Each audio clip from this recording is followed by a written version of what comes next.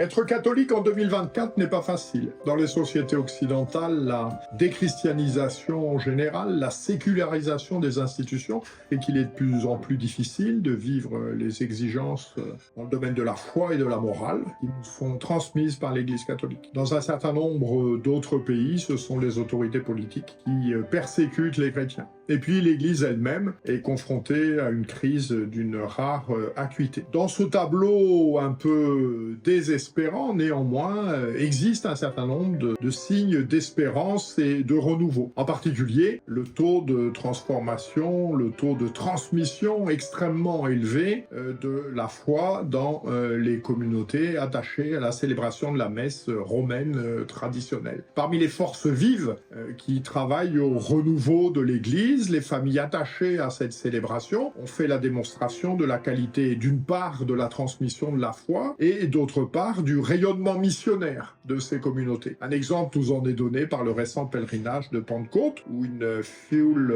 nombreuse de jeunes attirés par une liturgie marquée par la transcendance, la beauté, le sens de Dieu, l'exigence doctrinale également, manifestent la capacité de conversion de cette liturgie qui a sanctifié pendant des siècles nos pères, qui a sanctifié des générations de saints. Eh bien, nous avons lancé une campagne internationale pour demander la libération de la célébration de la messe romaine traditionnelle, que chaque prêtre